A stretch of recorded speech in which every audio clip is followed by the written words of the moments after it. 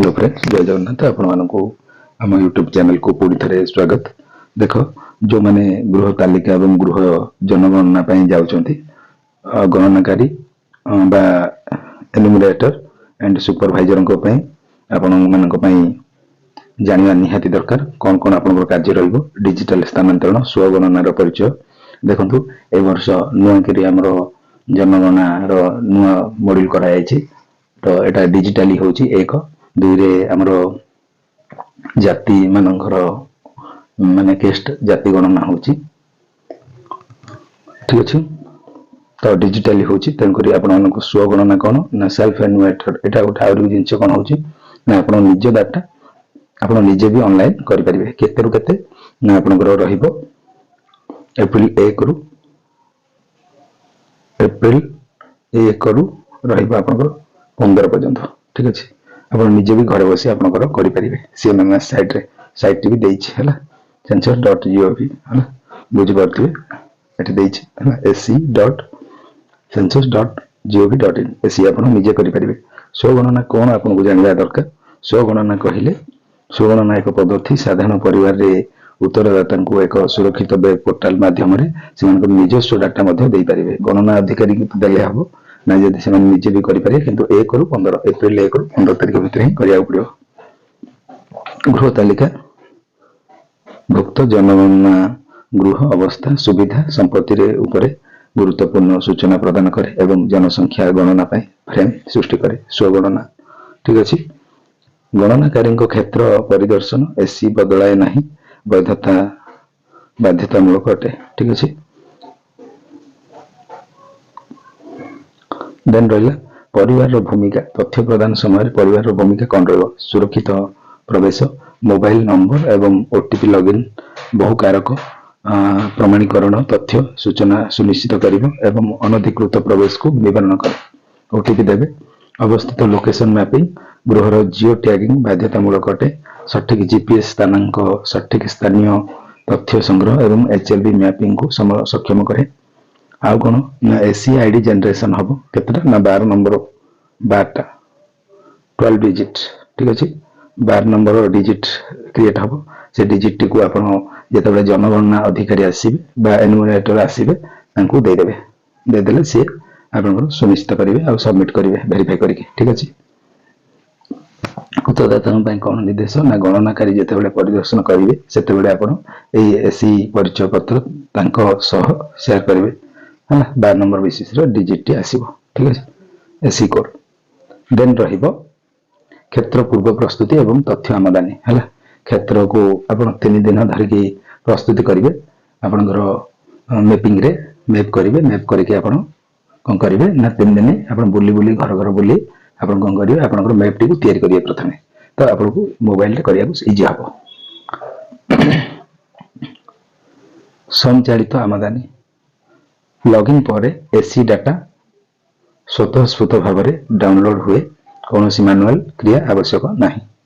ठीक अच्छे जो मैंने स्वयं चालित करती निजे निजे करती विस्तारित एचएलबी प्रोटोकॉल यही आप आपणकर द्वारा निर्धारित ब्लॉक ठारू बड़ क्षेत्र एसी तथ्य आमदानी करे कहीं ना सीमार थिबा परिवार गुड़िक जेपरी हाथ छड़ा न होती सुनिश्चित करने क्षेत्र को आम प्रवेश करने पूर्व गणनाकारी मान पाखे एसी आईडी गुड़िक एक है रेडी लिस्ट थाए रेडी लिस्ट थाए मैंने गोटे लिस्ट थी से लिस्ट अनुसार आप करेंगे। क्षेत्र परिदर्शन बाध्यतामूलक शारीरिक जांच है निजे जाकि आप करेंगे कौन लोक तथ्य देखिए करेंगे ना आप निजे बुल करेंगे कार्य कौन ना मानक साक्षात्कार आग को बढ़ातु सिस्टम है प्रॉम्प्ट परिवार स्वगणना संपूर्ण करिसेंति कि आपन को लोक पाखु गले ताको पचारिबे आप कौन करेंगे ना स्वगणना निजे सेल्फ एनुमरेटर हिसाब से आप करिसेंति कि से जदि हाँ कला तामाने आप पचारिबे एसी कोड 12 डिजिट रो नंबर टी मागिबे है एसी स्थिति निर्विशेष आप प्रत्येक बिल्डिंग परिदर्शन करने जरूरी। ठीक अच्छे सब जब करने पड़ो करके तुम 12 डिजिट मागिक आप वेरीफाई करेंगे सबमिट देवे। हाथ मिलाइबा एसी आईडी कले कौन ना आपन इजी हम घर गणना करने समय प्राय टाउन रे ही हम बेसी लोक टाउन रे ही करेंगे एसी है सेल्फ एनुमरेटरटा केवल टाउन रो लोक मैंने करेंगे बहुत लोक करेंगे गाँ गहल लोक प्राय करेंगे ना जो मैंने शिक्षित लोक से एसी करेंगे ହାତ ମିଳାଇବା, ଏସି ଆଇଡି ବନ୍ଦ କରିବା, ଗଣନାକାରୀ ଏସି ଆଇଡି ପ୍ରବେଶ କରିବେ, ଭାଷାର ସୂକ୍ଷ୍ମତା,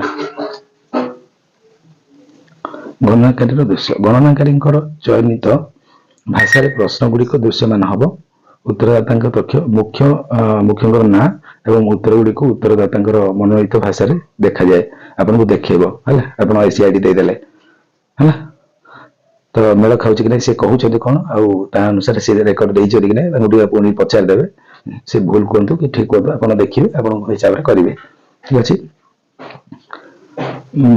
ବୈଧତା ତର୍କ ନିଷ୍ପତ୍ତି ମ୍ୟାଟ୍ରିକ, ଧରି ନିଅନ୍ତୁ ଲୋକଟି କହୁଛି ମୋର ଚାଳ ଘର, କିନ୍ତୁ ଆପଣ ଘରକୁ ତାଙ୍କ ଗଲାବେଳେ ଦେଖିଲେ ଛାତ ଘର, ତ ଆପଣ ସେଠି ଏଡିଟ୍ କରିଦେବେ, କିଛି କହିବେ ନାହିଁ ତାଙ୍କୁ। ବୈଧତା ତର୍କ ନିଷ୍ପତ୍ତି ମ୍ୟାଟ୍ରିକ୍ସ, ପରିବାର ଦ୍ୱାରା ଏସି କରାଯାଇଛି କି, ଯଦି ହଁ ହଁ ମାରିବେ, ଏସି ଆଇଡି ପ୍ରବେଶ କରିବେ, 12ଟା ଡିଜିଟ୍ ଆଇଡି ମେଳ ହେଉଛି ଏବଂ ତଥ୍ୟ ସଠିକ ଦେଖାଯାଉଛି କି, ଯଦି ମେଳ ଆଉ ସଠିକ, ସମୀକ୍ଷା ସାରାଂଶ ଗ୍ରହଣ ଏବଂ ଜମା କରନ୍ତୁ, କ୍ଲିକ୍ କରନ୍ତୁ, ଏମିତି ଆସିବ ହେଲା, ଭେରିଫାଇ କରିକି ଆପଣ ସବମିଟ୍ କରିବେ।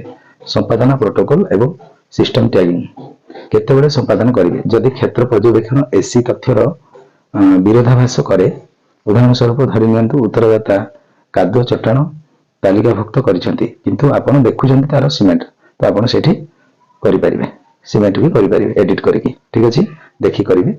ଆଉ ରହିବ ଆପଣ ମାନେ ସୁପରଭାଇଜର ହଉ କିମ୍ବା ଆମର ଏନୁମରେଟର ମାନେ ଯେହେତୁ ବୁଲିବେ, ଏନୁମରେଟର ମାନଙ୍କର ଏଟା ମୁଖ୍ୟ କାର୍ଯ୍ୟ ରହିବ। ସ୍ୱତନ୍ତ୍ର ମାମଲା ଏବଂ କ୍ଷେତ୍ରୀୟ ପ୍ରତିବନ୍ଧକ କଣ ଆସିପାରେ, ଅନୁଷ୍ଠାନିକ ପରିବାର, ଏସି କେବଳ ସାଧାରଣ ପରିବାର ପାଇଁ ହେଇଥାଏ, ହଷ୍ଟେଲ କିମ୍ବା ଜେଲ କିମ୍ବା ଡାକ୍ତରଖାନା ମାନେ ସେଗୁଡିକୁ ବ୍ୟବହାର କରିପାରିବେ ନାହିଁ, ଏସି ବ୍ୟବହାର କରିପାରିବେ ନାହିଁ ହେଲା, ଡାକ୍ତରଖାନା ହଷ୍ଟେଲ ଜେଲ ଏମାନେ ସେଲ୍ଫ ଏନୁମରେଟର କରିବେ ନାହିଁ। ତାଲା ପଡିଥିବା ଘର, ଯଦି ଏକ ଘର ତାଲା ପଡିଛି ତେବେ ଆପଣ ଯାଞ୍ଚ ବିନା ଏସି ଡାଟା ଗ୍ରହଣ କରିପାରିବେ ନାହିଁ, ଯାଞ୍ଚ କରିକି କରିବେ, ସେ ଧରି ନିଅନ୍ତୁ କୋଉଠି ରହିଛି କରିଦେଇଛି, ସେଟା କରିବେ ନାହିଁ। ଲକ୍ ହୋଇଥିବା ମାନବ ପ୍ରକ୍ରିୟା ଅନୁସରଣ କରନ୍ତୁ, ପୁଣି ଆଉ ଥରେ ଯିବେ କରିଦେଲେ, ସକ୍ରିୟ ବୈଧକରଣ କ୍ଷେତ୍ର ଗୁଡିକ ଦେଖନ୍ତୁ, ଯୋଉ ଘର ଗୁଡିକ ଖୋଲା ଅଛି, ଜନଗଣନା ଗୃହ ବ୍ୟବହାର ନିଶ୍ଚିତ ଭାବରେ ସାଇଟରେ ଯାଞ୍ଚ କରାଯିବା ଆବଶ୍ୟକ, ତାପରେ ଆପଣ ଆପ୍ ଦ୍ୱାରା ସ୍ୱତଃ ସୃଷ୍ଟି ପୂରଣ ହୋଇଛି କି ନାହିଁ ଦେଖିବେ। ନେକ୍ସଟ ଇଣ୍ଟର ସୁପରଭାଇଜରଙ୍କର ଭୂମିକା ହେଲା, ଟ୍ୟାଗ ହୋଇଥିବା ସମୀକ୍ଷା କେମିତି କରିବେ, HLO ଆପ୍ ଜନଗଣନା ଗୃହ ବିବରଣୀ, ସୁପରଭାଇଜର ମଡ୍ୟୁଲରେ ଲଗ୍ଇନ କରିବେ, ସୁପରଭାଇଜର ମାନଙ୍କ ପାଇଁ ଏଟା, ଟ୍ୟାଗ ହୋଇଥିବା ଏସି ତଥ୍ୟକୁ ଚିହ୍ନଟ କରିବେ, ଏହି ରେକର୍ଡ ଗୁଡିକର ନିର୍ଦ୍ଦିଷ୍ଟ ସମୀକ୍ଷା କରିବେ, ଦେଖିବେ, ସମୀକ୍ଷା କରିକି ଗଣନାକାରୀଙ୍କର ସମ୍ପାଦନ ଯଥାର୍ଥ କି ନୁହେଁ ଯାଞ୍ଚ କରିବେ ଏବଂ ନିଶ୍ଚିତ କରିବେ ଯେ ସେ ବୈଧ ଉପଭୋକ୍ତା ତଥ୍ୟ ହେଲା ଓଭର ରାଇଟ୍ ହୋଇନାହିଁ ବୋଲିକି ଆପଣ ଗୋଟେ କ୍ଲିକ୍ କରିବେ।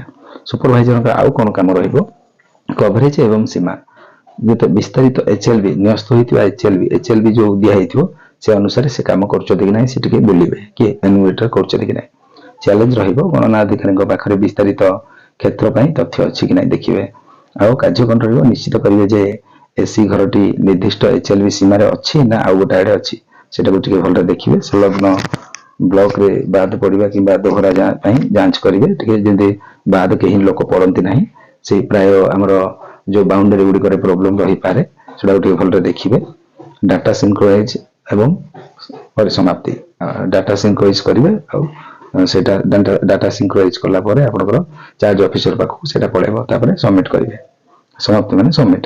ସିନକ୍ରୋନାଇଜ ବାରମ୍ବାରତା, ତଥ୍ୟ କ୍ଷୟ ପ୍ରତିରୋଧ କରିବାକୁ ଗଣନାଧିକାରୀ ପ୍ରତ୍ୟେକ 5-6 ପରିବାର ପରେ ସିଙ୍କ କରିବା ଆବଶ୍ୟକ, ସେଟା ବି ସେମିତିକା ଇଏ ବି କରିବେ। ମୁଁ ଏତ ଦ୍ୱାରା ନିଶ୍ଚିତ କରୁଛି ଯେ ମୁଁ ସଠିକ ଭାବରେ ତଥ୍ୟ ପୂରଣ କରିଛି ବୋଲିକି ଆପଣ ସଞ୍ଚୟ ଏବଂ ସିନକ୍ରୋନାଇଜ କରିବେ। HLB ସମ୍ପୂର୍ଣ୍ଣ ଚିହ୍ନିତ ହେବା ପୂର୍ବରୁ ସମସ୍ତ ଏସି ରେକର୍ଡ ଧାରୀକୁ ଗୁଡ଼ିକୁ ସମାଧାନ ଗ୍ରହଣ ସମ୍ପାଦିତ ହେବା ଆବଶ୍ୟକ। ସାଇନ ଅଫ୍ କରନ୍ତୁ, ଅନ୍ତିମ ସିଙ୍କ ପୂର୍ବରୁ ଆପ୍ଲିକେସନରେ ସୁପରଭାଇଜରଙ୍କର ଦସ୍ତଖତ ରହିକି ଆପଣ ସେମିତି କରିବେ, ଯେମିତି ଏନୁମରେଟର କରୁଛନ୍ତି ସେମିତି କରିବେ। ଭୂମିକା ଏବଂ ଦାୟିତ୍ୱର ବୋଧର ସାରାଂଶ କଣ ରହିବ, ଦାୟିତ୍ୱ ଭୂମିକା ଓ ଦାୟିତ୍ୱବୋଧର ସାରାଂଶ କଣ ରହିବ ଗଣନାକାରୀ ମାନଙ୍କ ପାଇଁ ଦେଖନ୍ତୁ। ଆପଣଙ୍କର ଗଣନାକାରୀ ଯୋଉମାନେ ଅଛନ୍ତି ସେମାନଙ୍କ ପାଇଁ କଣ ରହିବ ଆଉ ସୁପରଭାଇଜର ପାଇଁ କଣ ରହିବ। ଏନୁମରେଟର ଏଟା ସୁପରଭାଇଜର। ଏନୁମରେଟର ମାନେ ଯୋଉମାନେ ରହିବେ ପ୍ରତ୍ୟେକ ଘରକୁ ଠିକରେ ଯାଞ୍ଚ କରିବେ, ନିଜେ ବୁଲି ଏସି ଆଇଡି ସଂଗ୍ରହ କରିବେ ଏବଂ ପ୍ରବେଶ କରିବେ ହେଲା। ସେଲ୍ଫ ନିଜେ ବୁଲିକି ଏସି ଆଇଡି ସଂଗ୍ରହ କରିକି ଆପଣ ଯାଞ୍ଚ କରିବେ। ତଥ୍ୟ ବନାମ ବାସ୍ତବତା ଯାଞ୍ଚ କରିବେ ହେଲା। ତଥ୍ୟ ସିଏ ଯାହା ଦେଇଛନ୍ତି ଆପଣ ବାସ୍ତବରେ କ'ଣ ଦେଖୁଛନ୍ତି ସେଟାକୁ ଟିକେ ଭେରିଫାଏ କରିବେ। ଯଦି ଆବଶ୍ୟକ ହୁଏ ସମ୍ପାଦନ କରନ୍ତୁ, ଟ୍ୟାଗ ଯୋଡ଼ନ୍ତୁ। ନିଜେ ଯଦି ଆପଣ କିଛି ଭୁଲ ଦେଖୁଛନ୍ତି ଆପଣ ନିଜେ ବି ଏଡିଟ୍ କରିପାରିବେ। ସୁପରଭାଇଜର କାମ ହେଲା HLB ସୀମା ଯାଞ୍ଚ କରିବେ ହେଲା, ଯେଉଁ ଏନୁମରେଟର ମାନଙ୍କର ସୀମାଟାକୁ ଯାଞ୍ଚ କରିବେ। ସମସ୍ତ ଟ୍ୟାଗ ହୋଇଥିବା ଏସି ରେକର୍ଡ ଗୁଡ଼ିକୁ ସମୀକ୍ଷା କରିବେ। ଯେଉଁମାନେ ଆମର ଏନୁମରେଟର ମାନେ ରହିବେ ସେମାନେ ଯେଉଁ ଡାଟା ଦେଇଥିବେ ସେ ଡାଟାଟାକୁ ଭଲରେ ଭେରିଫାଇ କରିବେ। ଦେନ୍ ତ୍ରୁଟି ପାଇଁ କଭରେଜ ମନିଟର କରିବେ। ପୁଣି ଆଉ ଥରେ ରିସେଣ୍ଡ କରିକି ତାଙ୍କୁ ଗୋଟେ ପୁଣି ଥରେ ଭେରିଫାଇ କରିବାକୁ ପଠାଇବେ। ଅନ୍ତିମ ସାଇନ୍ ଅଫ୍ କରିବେ, ତାପରେ ଶେଷକୁ ସାଇନ୍ ଅଫ୍ କରିବେ। ଠିକ୍ ଅଛି। ଏସି ବୈଧତାର ସୁବର୍ଣ୍ଣ ନିୟମ କ'ଣ ରହିବ? ଉପସ୍ଥିତ ବାଧ୍ୟତାମୂଳକ ଅଟେ।